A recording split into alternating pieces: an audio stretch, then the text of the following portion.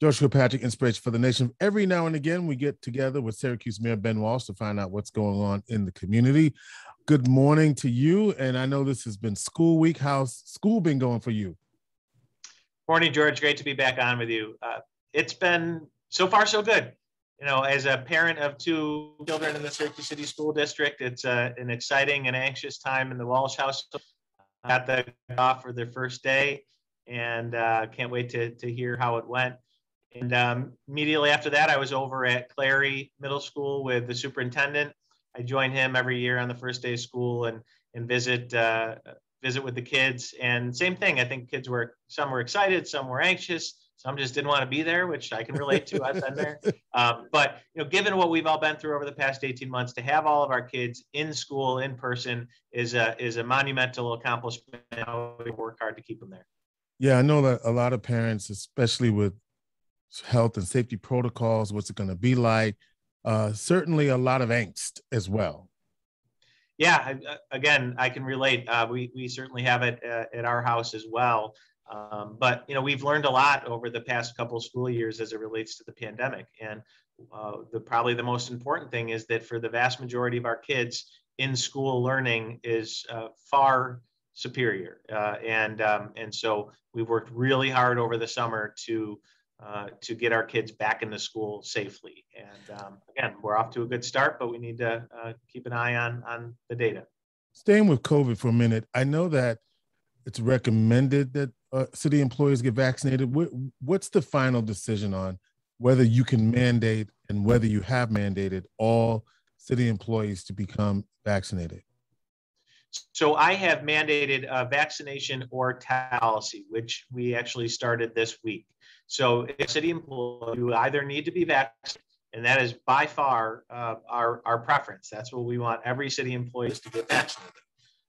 But if for whatever reason they don't, they are going to be tested on a weekly basis. So ideally, we can identify where we have the virus in city government, quickly isolate it, and try to keep everybody healthy. So that's in place. We've worked very hard with our labor leaders to get there. We have had some pushback. We're still working through some of the issues around, what happens to those employees. We are not asking a lot. To be tested on a weekly basis is in the best interest of our staff, their families, their colleagues, and those that we serve. And so I stand behind the policy and look forward to implementing it. I was talking to one of your opponents, and what I was told is that can you mandate that for all city employees? We can, and that's something that we have and will continue to look at. My hope is that people get vaccinated. The right thing. We know that there's been hesitancy. Now that we have FDA full approval, at least on Pfizer, it seems to have alleviated some folks' concerns, but a full mandate is and will continue to be on the table because my top priority is to keep everyone safe and healthy. It's interesting. I heard that a lot of people were like, well, unless unless there's a full approval, I'm not going to go forward. But now we got that. So now what's your excuse, right? We got exactly everything you asked for. So now what? Right. So this week, this week, I don't know what happened to that picture. You're there. Okay. Yep. No, I'm not. Okay, here we are. All right. This week you had a mayoral debate on the North Side, and certainly crime was front and center on the minds of most Syracusans in the city. And one of the things that came up was the lack of patrol or the lack of police, the lack of that the police department is understaffed. And one of your opponents at least, said that they would guarantee a certain number of officers in that area for those residents. So let's play with that for a minute. Obviously, you can't be everywhere. So why is crime such an issue why is the perception of crime such an issue for residents right now? Well, George, you bring up an important point, the difference between perception and reality, but the reason how you feel. And the reality is that many people do not feel safe in their neighborhoods, and for good reason. I point out that overall crime has been down when you get 3 years prior to this administration to the 3 years of this administration. Overall crime is down 6%.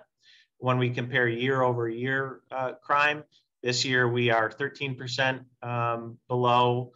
We have a 13% reduction in crime compared to the same time last year, and actually a 15% reduction compared to the 5-year average. One of the reasons why it doesn't feel that way is because the area that we've struggled is with violent crime. And we are like every other city in the country. Virtually every has seen an uptick in violent crime. Now, again, if you dig down a little bit, the news in there, down where last year was a horrific year, but we have made improvements there. But crimes continue up, and people's personal safety is always going to be the number one priority. And what I said to the folks on the north side was, it's important to know what the numbers look like, but it's more important how you feel. And the reality is, until everyone in the city feels safe in their neighborhood, my job is not done. So there's a lot of work still to do. And what is that work that needs to be done? Because if you don't have a full force, why is that? And what's preventing us from really getting at this? Because obviously it's a priority and you want to get at it, but what's preventing us from getting at it? Well, so I think it's important to acknowledge that the Syracuse Police Department is only part of that equation. It's one that understandably and deservedly gets a lot of attention, but there's also other factors that contribute. But speaking about the police department, so for those that talk about bringing on more officers, I'd like to know what they would do differently than what we've done, which is a police academy class every year of this administration. We currently have our 4th academy class going on right now, and we literally could not have added classes faster. And we have a 5th class scheduled to start in January after the current class graduates in December. So we've added police officers to the department as fast as we possibly could. The challenge has been we've lost more officers than we've brought in, and there's a number of reasons for that. Law enforcement is in a very transitional period across the nation in reasons. When we talk about police reform and police accountability, that law enforcement is under a microscope that they've never been under before, and for many, it's after initially going down that path, they determined for whatever reason, and very understandable, incredibly difficult and dangerous job. Many officers have decided that they don't want to do it anymore. That's why we negotiated the contract that we did with the police union, which in addition to achieving city residency for new officers, which is something people have talked about forever, we actually accomplished. We also had an incentive in there to retain officers. So once they get past their 20 years, we're seeing officers retire. So we have a longevity incentive in there to help keep them in the department longer. I would have liked to have that in place 2 years ago when we first came to an agreement on the contract. It was not approved by the councils longer than we would have liked, but we are doing everything in our power to make sure that the police department is staffed. And again, that's part of the equation. Yeah, I'm hearing you say, Mayor Walsh, that more police isn't necessarily the answer to all of this, and that even if we had a full complement, there's still some other factors. That's what I'm hearing you say. Can you elaborate on what the other pieces need to be for us to feel the perception of safety in our community and to actually be safe in our community? Absolutely, George. And again, I want to be clear. We need to have enough officers in the department to where if you pick up the phone and you call 911 and you need an officer to show up or step, that they do that. And we are currently strained with the number of officers. So we do need more officers in the department. And again, we're doing everything in our power to get there. And come December, we'll have another 40 or so new officers joining the force and be bringing in a class right behind it. Beyond that, though, there are the factors, the underlying conditions that breed crime are things like poverty, like addiction, like mental health.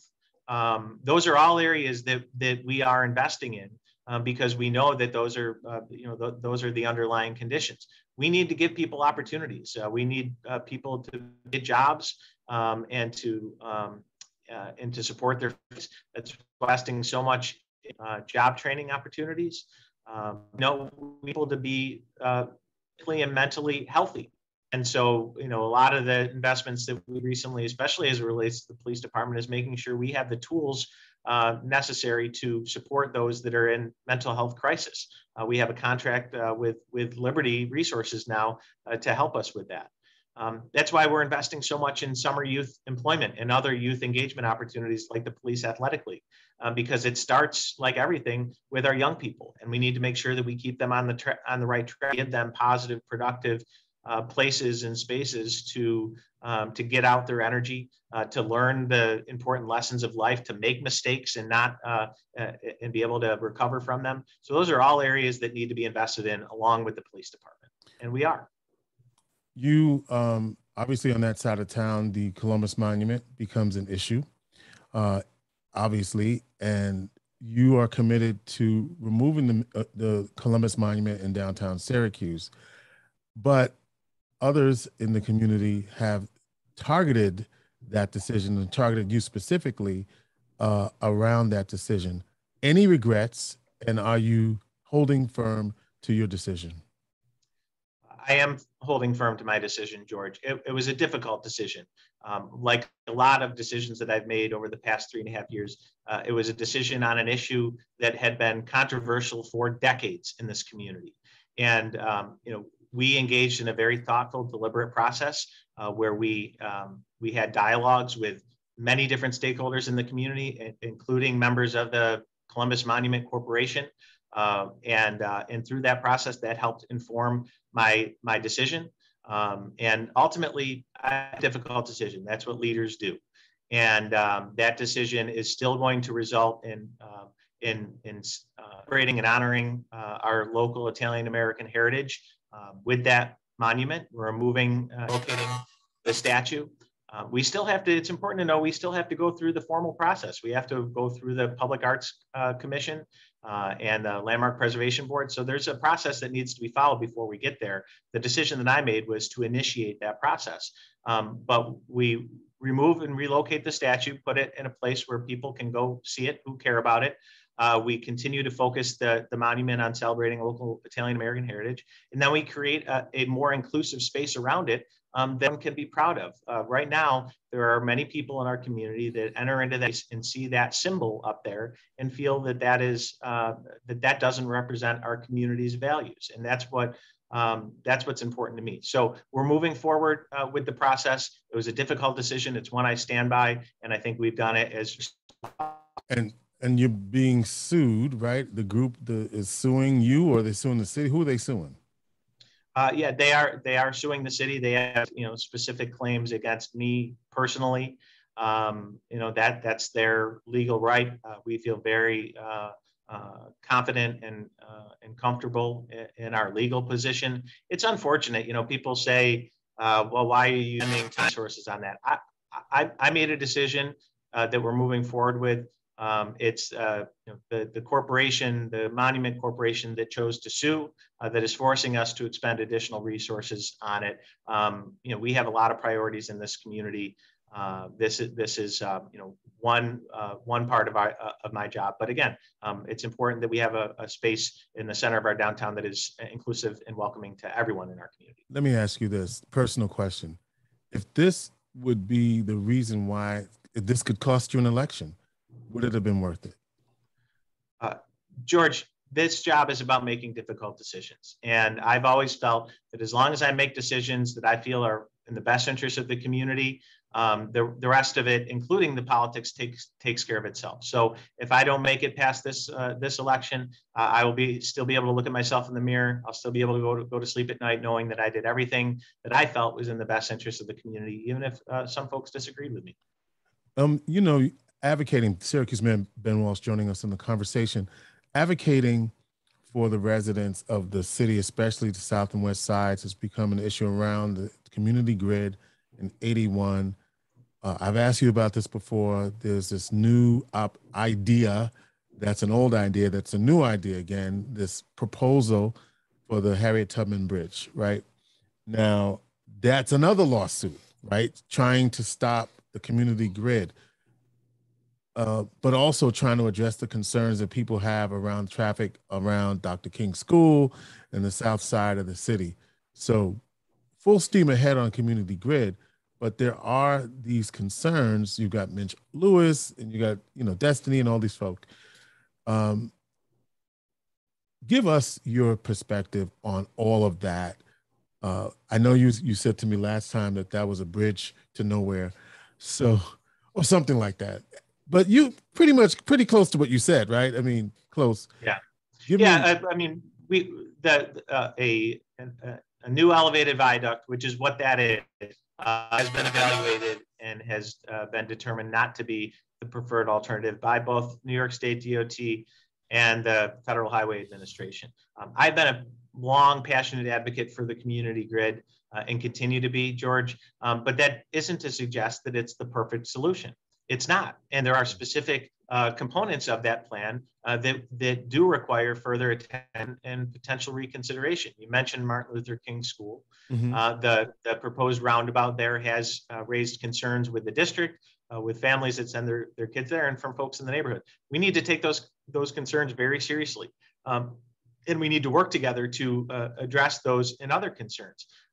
That my frustration is that the longer we go continuing to talk about pie in the sky ideas that have long since been dismissed, the less time we have to come together as a community and focus on how we make the community grid plan better. That's where we need to be focusing our attention right now. This is a $1 billion infrastructure opportunity that we need to make sure, first and foremost, benefits those that live within the shadow of that viaduct that are going to be most directly impacted.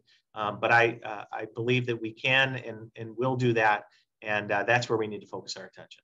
So I was driving down through the city and I was I don't want to say, I was like, darn, I didn't say darn Ben Walsh, but I must have said something else because of the street condition. I was like, darn Ben Walsh, what you gonna do about these streets, man? I'm doing something. That's what you're experiencing, George. Short-term pain, long-term gain. Like a lot of things, when I started here more than 3.5 years ago, one of the many challenges was our roads. And I heard about them more than arguably any other issue. The potholes. What are you gonna do about the potholes? Well, we're doing a lot. Just to give some perspective, in 2017, the year before I became mayor, the city paved 4 miles of streets. This year, we're going to 24. So what you're seeing and feeling out there is real, and it is painful at times. And not only to drive on, but for businesses and residents that are impacted in the short term by the construction. But this is investment that's long overdue. It is in a direct response to the concerns that I've heard from constituents, and I'm really proud of the success we've made on paving our streets, and we're going to continue it. So I could stop cussing you out. I mean, I could actually. No, join the club, George. You're not the only one. It goes with the territory.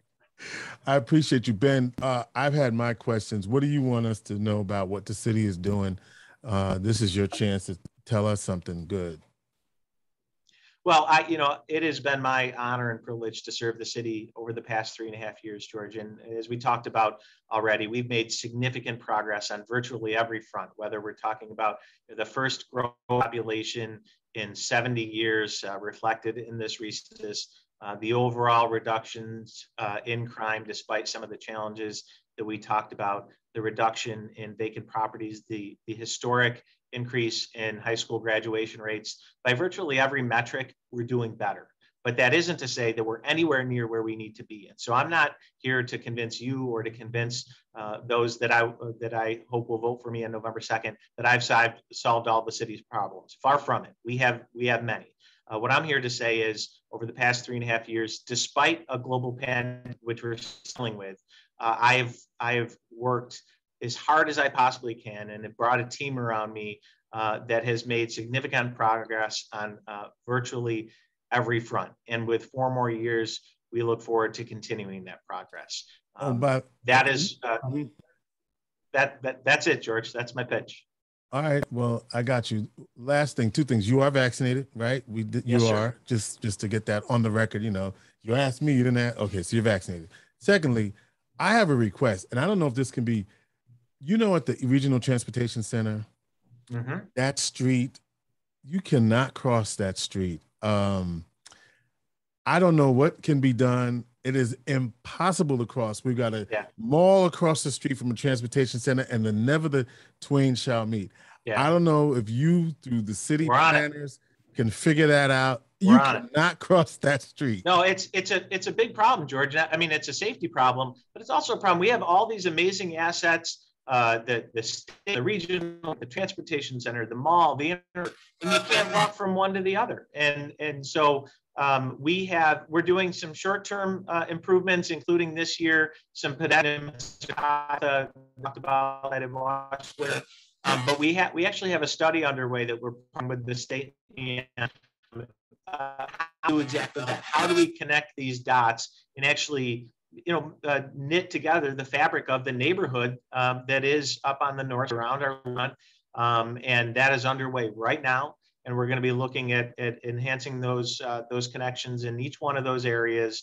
And the beauty of this study is it comes with additional from New York State that will allow us to begin implementation. So it's a real problem, but like most of the problems, we're on it, and we look forward to making more progress on it. Syracuse Mayor Ben Walsh, thank you for your time and good luck to you. Thanks so much, George. Inspiration for the nation.